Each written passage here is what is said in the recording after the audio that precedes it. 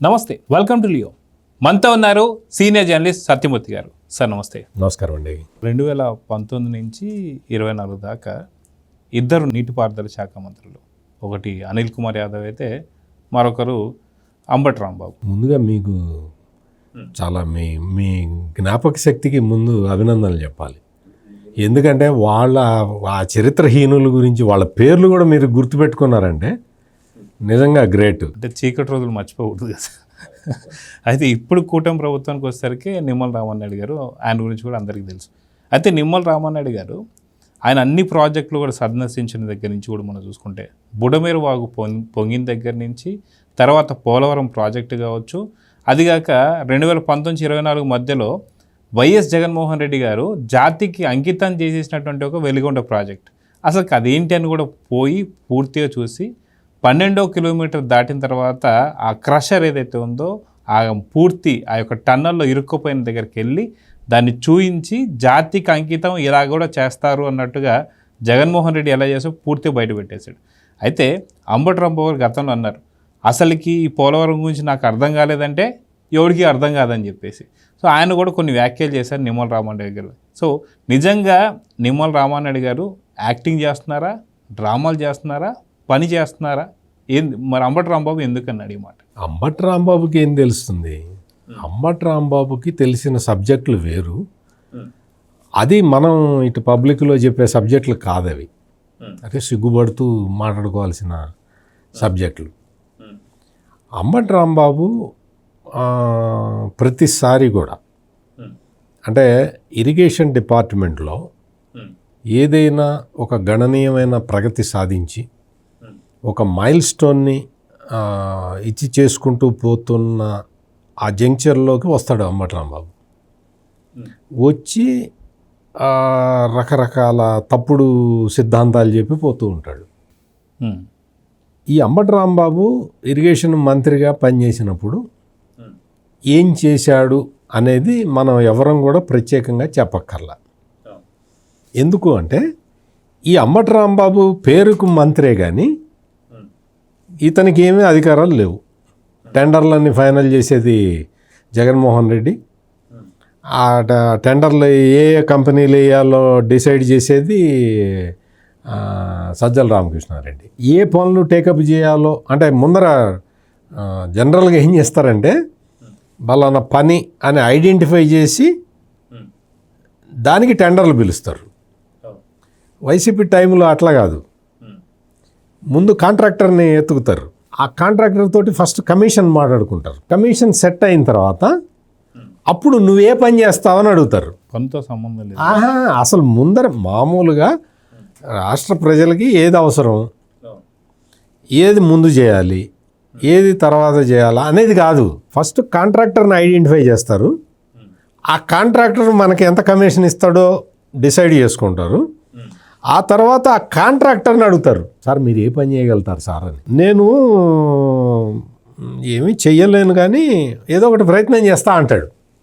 సరే అయితే సార్ మీరు ఈ పని తీసుకోండి అని ఒక పని అప్పగిస్తారు. ఆడు పని చేయడు, సావడు. అక్కడికి వస్తే ఇది ఆ రోజు జరిగిన టెండర్ విధానము.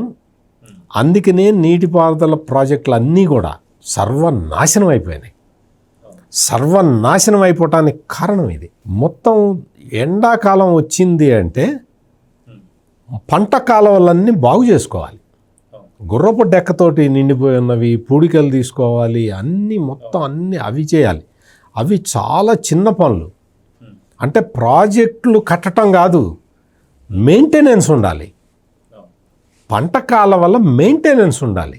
పంట కాలువల మెయింటెనెన్స్ కూడా చెయ్యలేని అసమర్థ ప్రభుత్వం జగన్మోహన్ రెడ్డి ప్రభుత్వం. 5 సంవత్సరాల పాటు మనం అదే చూసాం. ఈ రోజున అన్ని కార్యక్రమాలు సజావుగా జరుగుతున్నాయి. నీటిపారుదల ప్రాజెక్టుల ప్రోగ్రెస్ చూస్తే చాలా అద్భుతమైన ప్రోగ్రెస్ ఉన్నది. మీకు గుర్తుండే ఉంటుంది, అసెంబ్లీ ఎన్నికలకి ముందు చంద్రబాబు నాయుడు నీటిపారుదల ప్రాజెక్టులన్నీ ఒక్కొక్కటి తిరిగి ఆయన ఒక్కొక్క ప్రాజెక్టు గురించి పవర్ పాయింట్ ప్రజెంటేషన్ ఇచ్చాడు. అప్పటి వరకు ఏంటి అంటే ఈ జగన్మోహన్ రెడ్డి మొత్తం వాడిని లాకప్లు వేయటం, వీడిని కొట్టడం, వాడిని తీసుకెళ్ళి అరెస్ట్ చేయటం, వీడి మీద గంజాయి కేసులు పెట్టడం, వాడి మీద SC/ST కేసులు పెట్టడం, వీటితోటి ఆంధ్రప్రదేశ్ ప్రజలందరిలో కూడా ఒక భయం కలిగించి ఉన్నాడు. ఆ భయం కారణంగా ప్రజలు నువ్వు నీటిపారుదల రంగంలో ఏం సాధించావు జగన్మోహన్ రెడ్డి అని అడగటం మర్చిపోయారు. ఆ జంక్చర్లో చంద్రబాబు నాయుడు వచ్చి కాదు, ప్రజలని ఎన్లైటన్ చేయాలి, వాళ్ళకి ఎంత నష్టం జరుగుతున్నది ఈ జగన్మోహన్ రెడ్డి చేస్తున్న పనులతోటి, ఆ రోజున పోలీస్ కేసులు ఇవే కాదు, భావితరాలకి ఎంత నష్టం జరుగుతుందో చెప్పాలి అన్న ఉద్దేశంతో చంద్రబాబు నాయుడు ఆ రోజున ప్రాజెక్టుల మీద పవర్ పాయింట్ ప్రజెంటేషన్లు ఇచ్చాడు. ఆ పవర్ పాయింట్ ప్రజెంటేషన్లలో ఆయన చాలా స్పష్టంగా చెప్పాడు, ఈ ప్రాజెక్టు పరిస్థితి ఇది, ఈ ప్రాజెక్టు పరిస్థితి, ఈ ప్రాజెక్టు పరిస్థితి అని ఆయన క్లియర్గా విత్ ఫ్యాక్ట్స్ అండ్ ఫిగర్స్ చెప్తే ఆ సందర్భంగా చంద్రబాబు నాయుడిని అరెస్ట్ చేయించాడు ఈ జగన్మోహన్ రెడ్డి.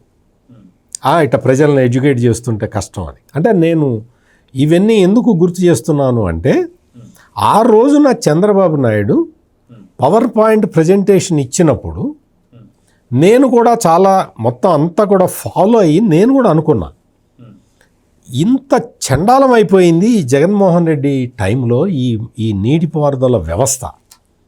అంటే మైనరు, మేజరు, మీడియము అన్నీ తగలబడ్డాయి, అన్ని ఇరిగేషన్ సెక్టార్లు కూలబడ్డాయి.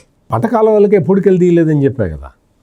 అటువంటి అంత బ్యాడ్ సిచ్యువేషన్లో ఉన్న ఇరిగేషన్ రంగాన్ని నిజంగా చంద్రబాబు నాయుడు అధికారంలోకి వస్తే బాగు చేయగలుగుతాడా అని నాలాంటి ఒక జర్నలిస్ట్కే డౌట్ వచ్చింది. ఇంత అధ్వాన్నమైన సిచ్యువేషన్లో ఉన్నది ఈ ఇరిగేషన్ రంగం బాగుపడుతుందా?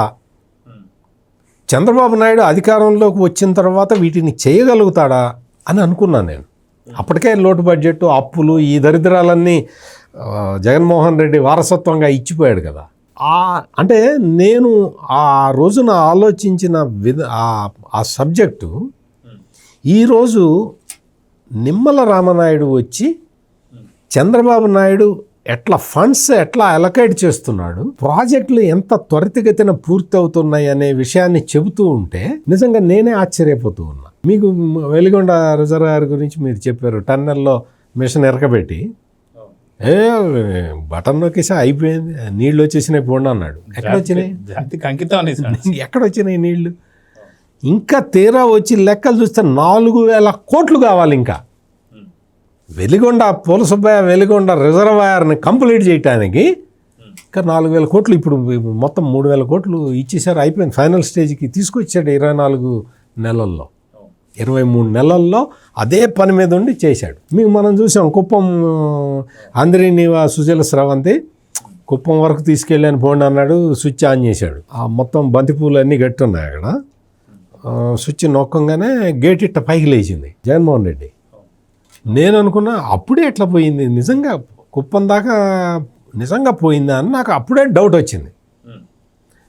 లేదు అయిపోయింది, మీకు అసలు అంద్రీనీవా రాష్ట్రం చివరికి తీసుకెళ్ళిన మగాడు మా జగన్మోహన్ రెడ్డి అని చెప్పి రోజా వచ్చి చెప్పేసింది.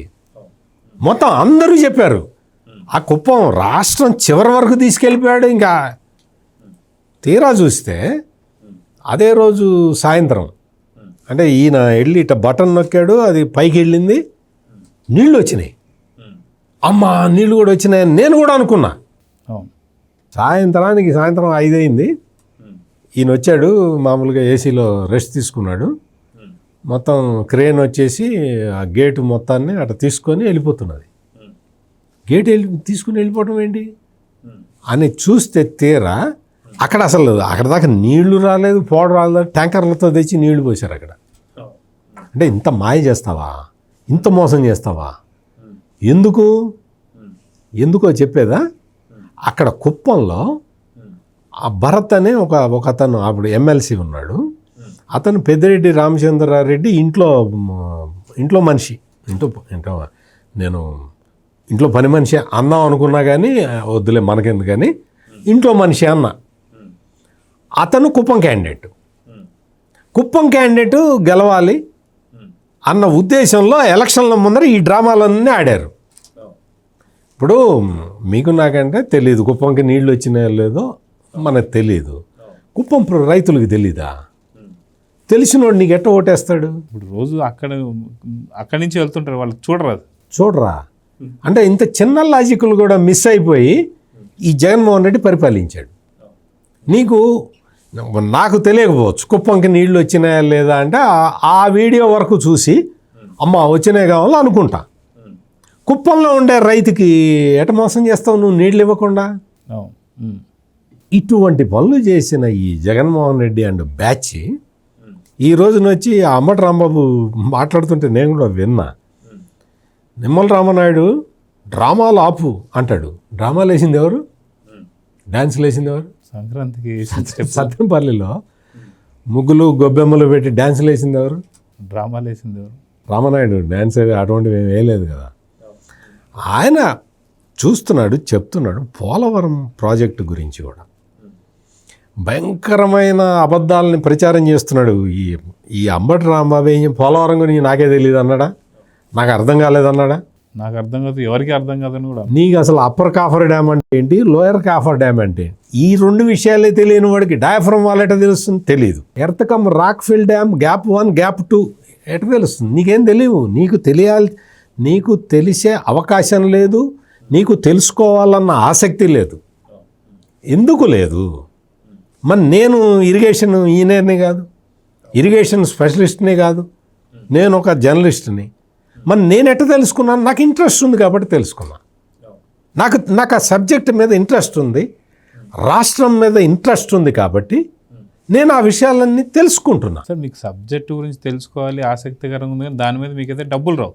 కానీ ఆయన ఒక నీటిపారుదల శాఖ మంత్రి అయ్యి ఉండి తెలుసుకో. నీ ఉద్యోగమే అది, నీ ఉద్యోగమే అది.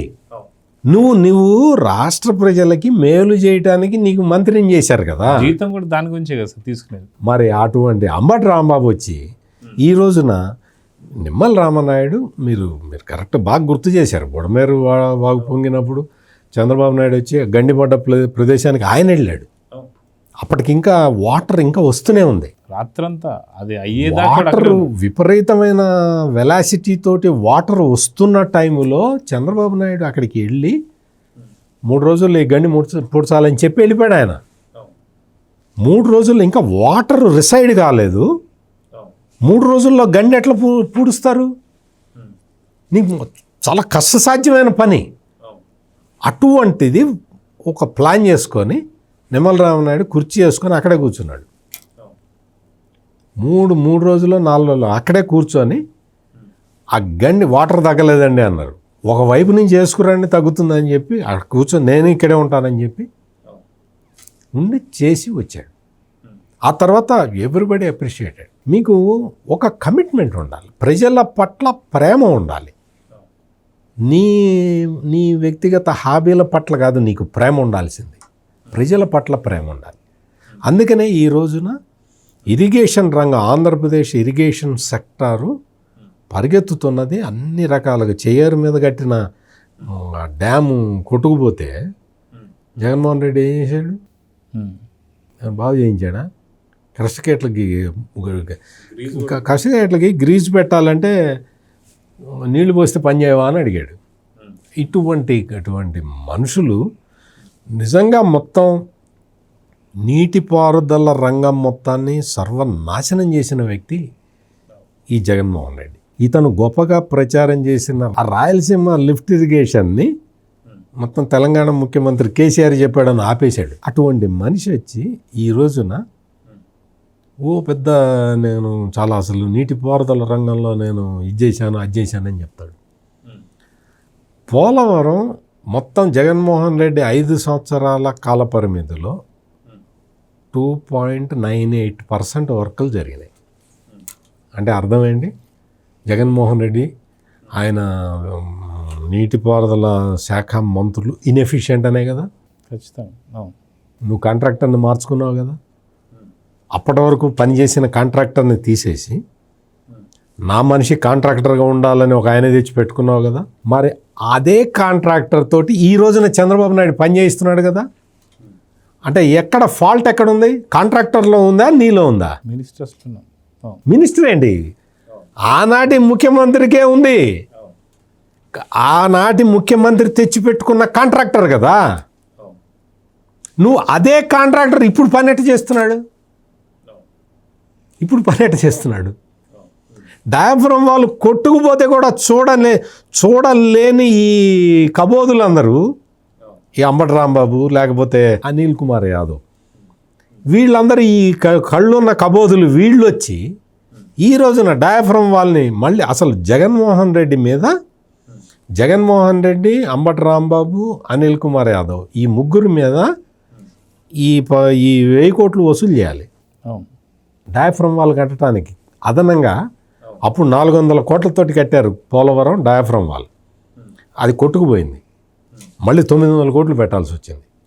ఈ 900 కోట్లు కావటానికి కారణం ఎవరంటే జగన్మోహన్ రెడ్డి, అంబటి రాంబాబు, అనిల్ కుమార్ యాదవ్. వీళ్ళ ముగ్గురు నుంచి వసూలు చేయాలి, ఒక్కొక్కటి దగ్గర నుంచి 300 కోట్లు. అటువంటి పరమ దౌర్భాగ్యపు పాలన అందించిన జగన్మోహన్ రెడ్డి అండ్ బ్యాచ్ ఈరోజు వచ్చి కష్టపడి పనిచేస్తున్నాడు. సమ్మర్లో మొత్తం అన్ని పథకాలన్నీ బాగు చేశాడు. నీటి సంఘాలన్నీ వాళ్ళందరూ దగ్గర అక్కడే ఉండే పనులు పర్యవేక్షించుకుంటున్నారు. భారీ ఎత్తున ప్రాజెక్టులు పూర్తి అవుతున్నాయి. రామనాయుడు నువ్వు డ్రామాలు ఆడొద్దని చెబితే ఇతని డ్రామాలు చూసే ప్రజలు నువ్వు వద్దనుకున్నారు. సో చూద్దాం సార్, ఖచ్చితంగా అంబటి రాంబాబు చేస్తున్నటువంటి వేషాలు కావచ్చు, గతంలో ఇప్పుడు ఎవరు నమ్మే సఖ్యత లేదు. సో చూద్దాం సార్ ఏం జరగబోతుంది. నమస్తే. నమస్కారం. Please subscribe to Leo News for more videos.